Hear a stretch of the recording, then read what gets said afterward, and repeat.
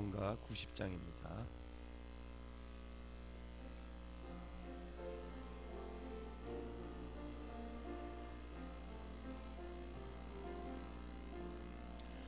주 예수 내가 알기 전 날 먼저 사랑했네. 그 크신 사랑 나타나 내 영혼 거듭났네. 주 내 맘에 늘 계시고 나 주의 안에 있어. 저 포도비유 같으니 참 좋은 나의 친구.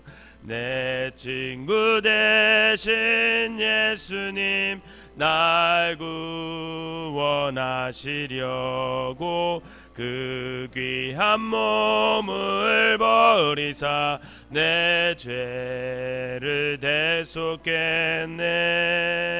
나 주님을 늘 믿으며 그 손을 의지하고 내 몸과 마음을 바쳐서 끝까지 충성하리. 내 진실하신 친구여 그 은혜 내려주사 날 항상 보호하시고 내 방패 되옵소서. 그 풍성한 참 사랑은 네 능히 끊을 소냐. 날 구원하신 예수는 참 좋은 나의 친구.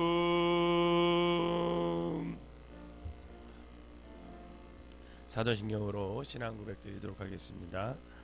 전능하사 전지를 만드신 하나님 아버지를 내가 믿사오며 그 외아들 우리 주 예수 그리스도를 믿사오니 이는 성령으로 잉태하사 동정녀 마리아에게 나시고 본디오 빌라도에게 고난을 받으사 십자가에 못 박혀 죽으시고 장사한 지 사흘 만에 죽은 자 가운데서 다시 살아나시며 하늘에 오르사 전능하신 하나님 우편에 앉아 계시다가 저리로서 산자와 죽은 자를 심판하러 오시리라.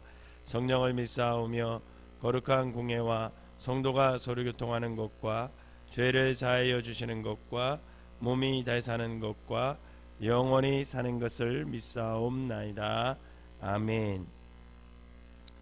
오늘 함께 보실 말씀은 예레미야 18장 말씀입니다. 예레미야 18장 말씀, 제가 한 절 읽고 여러분들이 한 절 읽고 23절은 다 같이 읽도록 하겠습니다. 여호와께로부터 예레미야에게 임한 말씀에 이르시되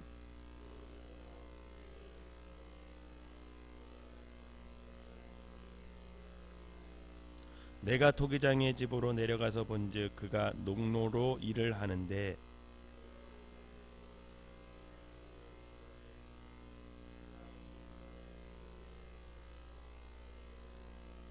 그때 여호와의 말씀이 내게 임하니라. 이르시되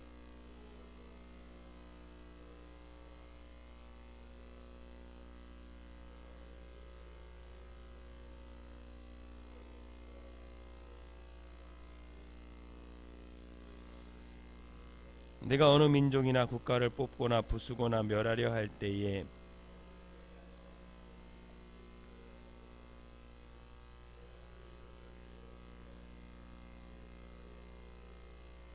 내가 어느 민족이나 국가를 건설하거나 심으려고 할 때에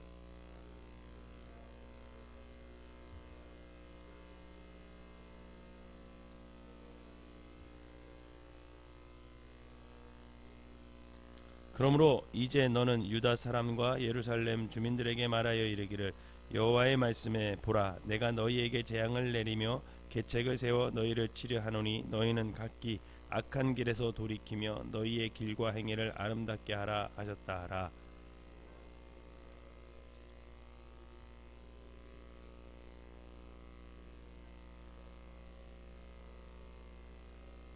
그러므로 여호와께서 이와 같이 말씀하시니라. 너희는 누가 이러한 일을 들었는지 여러 나라 가운데 물어보라.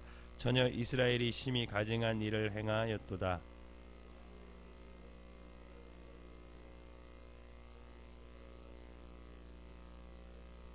물은 내 백성은 나를 잊고 허무한 것에 분향하거니와 이러한 것들은 그들로 그들의 길 곧 옛길에서 넘어지게 하며 곁길 곧 닦지 아니한 길로 행하게 하여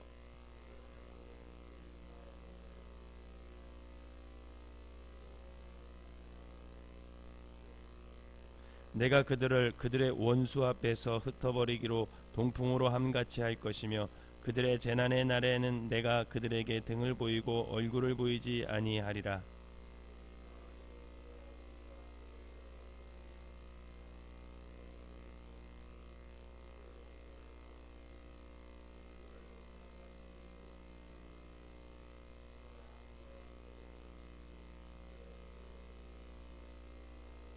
여호와여 나를 돌아보사 나와 더불어 다투는 그들의 목소리를 들어 보옵소서.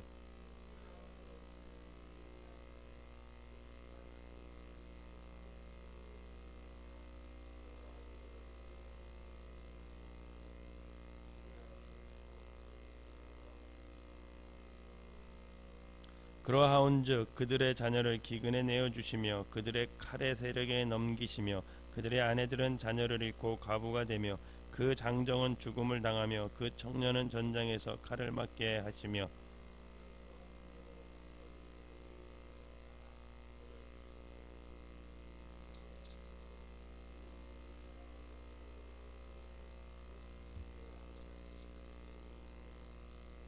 여호와여 그들이 나를 죽이려 하는 계략을 주께서 다 아시오니 그 악을 사하지 마옵시며 그들의 죄를 주의 목전에서 지우지 마시고 그들을 주 앞에 넘어지게 하시되 주께서 노하시는 때에 이같이 그들에게 행하옵소서 하니라.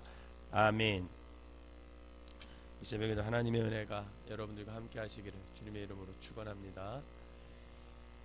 어저께 이제 17장에서는 보이지 않는 하나님을 믿는 것, 그것이 바로 하나님을 기억하는 것이다 라는 얘기를 좀 했습니다. 또한 그 하나님이 누구인지 기억하기 위해서 하나님께서 안식일을 우리에게 허락하셔서 그 안식일을 통해서 날마다 하나님을 기억하는 것, 그것이 결국 믿음으로 이어진다, 그런 얘기를 나눴습니다. 오늘 말씀도 사실은 그 연장선상에 있습니다. 예레미야 18장은 세 부분으로 나눌 수 있는데 첫 번째 부분은 1절에서 12절까지로 이제 토기장의 비유와 그것에 대한 해설에 대해서 기록하고 있고요. 두 번째 부분은 13절에서 17절까지로서 이제 이스라엘 민족의 죄악상을 낱낱이 또 고발합니다. 너희들이 이런 죄를 졌다라는 것을 고발하고 있고, 세 번째 부분은 18절에서 23절까지로서 이스라엘 백성들이 이제 예레미야를 죽이려 하는 것과 그것에 대한 예레미야의 기도가 오늘 본문에 기록되어 있어요. 첫 번째 부분의 토기장의 비유를 좀 살펴보면 하나님께서는 예레미야에게 뭐라고 얘기하냐면 너 토기장의 집으로 좀 내려가라. 왜? 내가 너한테 거기서 할 말이 있다, 이렇게 말씀하십니다. 거기서 하나님께서 토기장이와 진흙을 통해서 하나님의 말씀을 예레미야에게 주시고 너 예레미야는 이 말씀을 백성들에게 가서 외쳐라, 이렇게 얘기하는 거죠. 이 토기장의 비유는 사도 바울이 로마서에서 그대로 인용을 해요. 로마서 9장 21절에서 23절에 보면 이렇게 기록되어 있습니다. 토기장이가 진흙 한 덩이를 하나는 귀 있을 그릇을 하나는 천 있을 그릇을 만들 권한이 없겠느냐. 만일 하나님이 그의 진노를 보이시고 그의 능력을 알게 하고자 하사 멸하기로 준비된 진노의 그릇을 오래 참으심으로 관영하시고 또한 영광받기로 예비하신 바 긍휼의 그릇에 대하여 그 영광의 풍성함을 알게 하고자 하실지라도 무슨 말을 할 수 있겠느냐, 이렇게 얘기를 하십니다. 즉 하나님께서 예레미야에게 토기장의 비유로 말씀하신 내용과 사도 바울에게 말씀하신 내용의 핵심이 동일하다는 것. 즉 그것이 뭐냐면 하나님이 어떤 분이냐는 거예요. 너희들 하나님이 어떤 분인지 생각하라는 것이고, 또 하나는 그럼 너희들은 어떤 존재라는 거예요. 그것을 좀 생각하고 살으라는 거죠.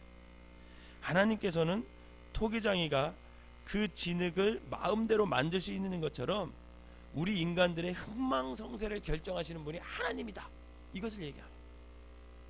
그리고 인간은 토기장이신 그 하나님의 손에 잡혀있는 진흙에 불과하다. 진흙 같은 존재다. 이것을 얘기하는 거예요. 그렇다면 하나님께서 예레미야를 통해서 토기장의 비유를 말씀하신 까닭이 뭐냐라는 거죠. 그것은 뭐냐면 한마디로 나, 즉 하나님은 토기장이 너희들을 마음대로 이렇게도 만들 수 있고 저렇게도 만들 수 있는 그런 하나님이고 너희는 진흙이다. 피조물이라는 거예요. 창조주와 피조물의 관계라는 거예요. 왜냐하면 인간들이 하나님을 토기장이로 알지 않고 자신들의 진흙으로 생각하지 않았기 때문에 하나님은 지금 그것을 유다 사람들에게 계속해서 말씀하시는 거예요. 그런데 이것을 하나님은 안 믿는 이방인에 말하는 거 아니에요. 하나님을 모르는 이방 민족이 아니라 바로 하나님의 백성이라고 자청하고 있는 그 이스라엘 민족들에게 하나님이 말씀하시는 거예요. 내가 너희들의 창조자, 너희는 나의 피조물이야. 이 주권을 인정하라는 거예요. 하나님의 백성, 하나님의 자녀라고 하는 이스라엘 백성들에게 하나님께서는 나는 토기장이고 너희는 진흙이야, 이것을 계속해서 말하는 거예요. 그런데 하나님의 백성이라는 자들이 그 말씀에 동의하지 않고 거부한다라는 거예요. 그렇다면 그들이 하나님이 토기장이고 자신들은 진흙이라는 사실을 거부하는 모습이 어떻게 드러나고 있습니까? 여러분 12절을 한번 보세요. 12절 우리 한번 읽어볼까요? 시작. 그러나 그들이 말하기를 이는 헛되니 우리는 우리의 계획대로 행하며 우리는 각기 악한 마음이 완악한 대로 행하리라 하니라. 아멘. 즉 우리 마음대로 살겠다라는 거예요. 우리 마음대로. 하나님의 주권과는 상관없이 내 인생, 내 계획하고 내 마음대로 내가 하고 싶은 대로 그렇게 살겠다, 이렇게 얘기합니다. 사실 그런데 이 마음은 사실 특별한 것은 아니었어요. 계속해서 인간들은 이런 마음을 갖고 살아요. 어쩌면 현대인들도 이런 마음으로 자연스럽게 갖고 살아갑니다. 내 인생의 주인은 나이고 내 인생의 목표는 내 행복이다. 그러므로 내가 내 인생의 득이 되는 쪽을 우리는 결정하게 돼 있습니다. 이런 생각을 이스라엘 백성들이 했다라는 거예요. 이런 이스라엘 백성들의 생각에 하나님이 화가 나셨어요. 진노하셨어요. 그런데 주목해야 할 또 다른 내용이 오늘 말씀의 세 번째 부분에 있어요. 그것이 뭐냐면 이스라엘 백성의 이러한 제약을 지적하고 폭로한 예레미야를 어떻게 하려는가 하는 거예요. 여러분 18절을 한번 볼까요? 이런 얘기를 하는 예레미야를 이스라엘 백성들이 어떻게 했는지 한번 18절을 한번 읽어봅시다. 시작. 그들이 말하기를 오라 우리가 꾀를 내어 예레미야를 치자. 제사장에게서 율법이 지혜로운 자에게서 책략이 선지자에게서 말씀이 끊어지지 아니할 것이니 오라 우리가 혀를 그를 치고 그의 어떤 말이라도 주의하지 말자 나이다. 이거 표준세 번역으로 제가 찾아봤거든요. 거기는 좀 더 쉽게 이해될 수 있어요.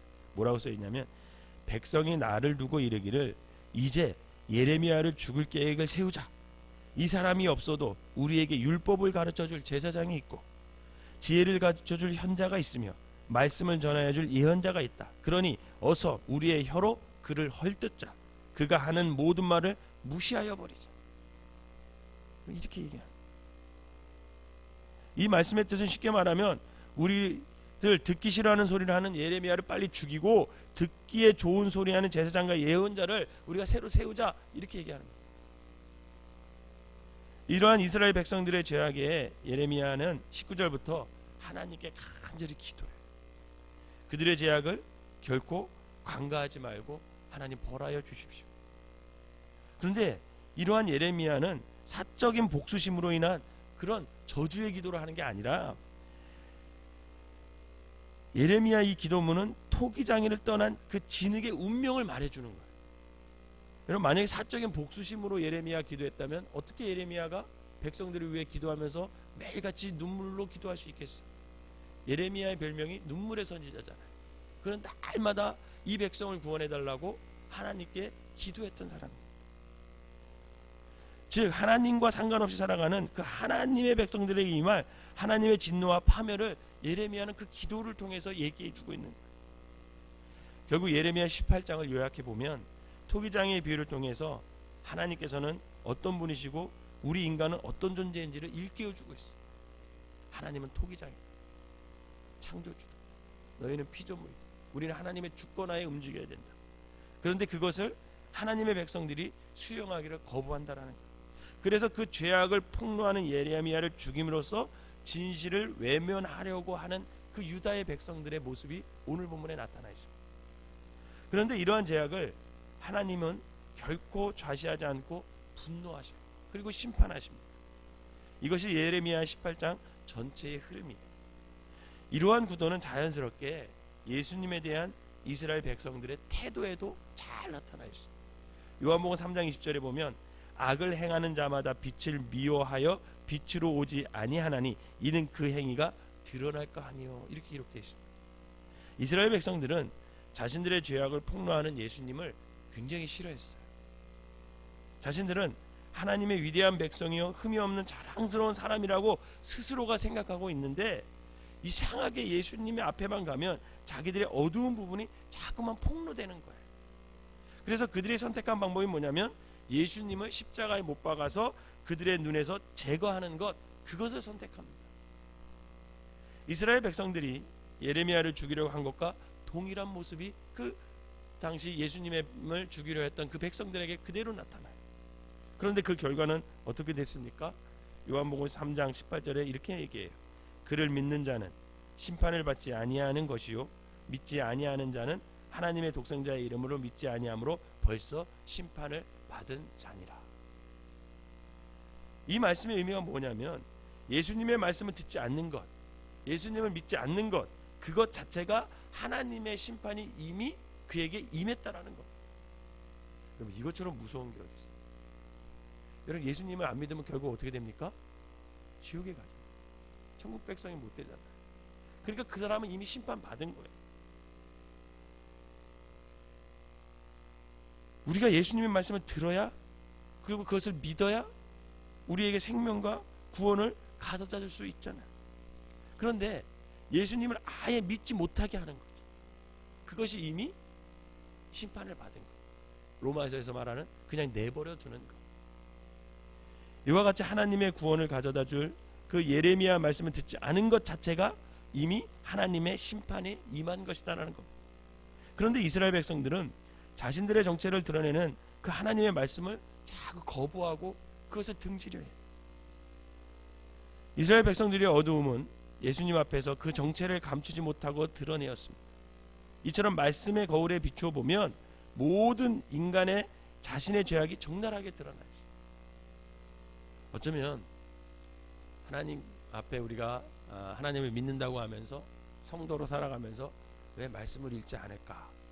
뭐 게을러서도 안 있을 수도 있고 뭐 여러 가지 이유가 있겠지만 여러분 왜 아니냐면 어쩌면 그 말씀을 통해서 자기의 죄악이 다 그 들춰내니까 그게 견디지 못하니까 어쩌면 말씀을 읽지 않은 것일 수도 있다라는 생각을 해봅니다. 한국 사람들은, 한국 특별히 기독교인들은 기도는 많이 하는 것 같아요. 제가 봐도 기도도 열심히 해요. 근데 참 말씀은 안 읽어. 그런데 말씀을 안 읽으면 어떤 문제가 생기냐면 하나님에 대해서 알지 못해. 그것뿐이 아니라 내가 어떤 존재인지를 알지 못해. 그렇게 되면 믿음이 자라날 수 없습니다. 하나님이 어떤 분이신지, 나는 어떤 존재인지, 여러분 우리가 말씀을 대할 때 그것을 전부 알 수 있다라는 거죠. 그것이 히브리서 4장 12절에서 13절의 말씀이에요. 우리가 너무나도 잘 아는 말씀이죠. 하나님의 말씀은 살아있고 활력이 있어 좌우의 날선 어떤 것보다도 예리하여 혼과 영과 및 관절과 골수를 찔러 쪼개기까지 하며 또 마음의 생각과 뜻을 판단하나니 지으신 것도 하나도 그 앞에 나타나지 않음이 없고 우리의 결산을 받으실 이의 눈앞에 만물이 벌거벗은 것 같이 다 드러나니라. 하나님의 말씀 앞에서는 우리의 정체가 다 발가벗은 것 같이 드러난다라는 거예요.